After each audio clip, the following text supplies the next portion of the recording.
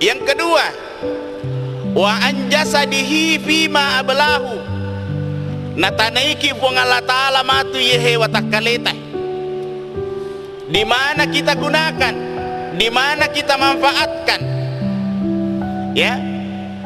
Nasaba riasorimun rina po ng Allah Ta'ala matu de na de tau masola gara-gara watakalena. Nasaba iwehe watakalewe, terutama di bagian muka ini cinampalada na papole dosa. Ya. Kami na cinampa palo papole dosa matatah mata. Ya kunaita ni mata biasa ni mapau timue. Ya.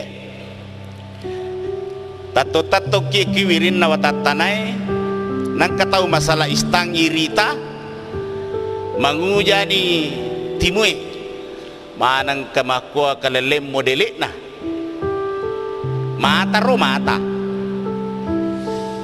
lawi bertamu kibulana sahabat na, ya, ibu-ibu lo bertamu kibulana sahabat na, aga kami na pamulan na tanga gorden na si bawan na makita macam ne na pemakada ay tidak matching ini gordennya sama kursinya.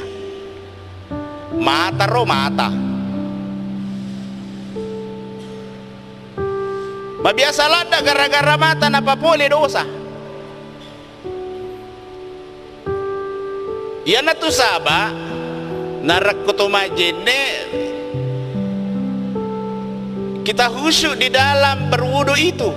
Aja na mega bicara kutuma jene. Paangkat tu tahu mak jenek ni nak tuli baluk namo pa na cerita magaga pangali itu padahal mak jenek ni ro magaga jama-jamangi padahal mak jenek ni ro. Hentikan dulu kegiatan duniawi. Komailo ki mangolo ripo ng Allah Ta'ala papisaw bijolo bicara jama-jaman linona komailo lada ki ma bicara kadaan ustaz mapadiulo ka ako dewa bicara pura pa ki mak jenek.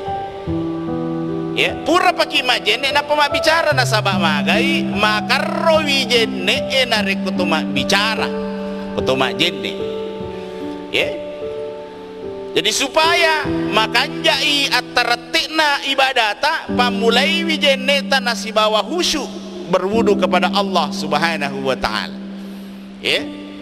Karena kenapa? Benengi iritai sinin na ia rodosa tak dan na rekutoma jenne na dega katau melo rusak jenne na sabaya tu jenne na lolo i dosa-dosai terutama dosa yang diperoleh oleh jasmani kita ini.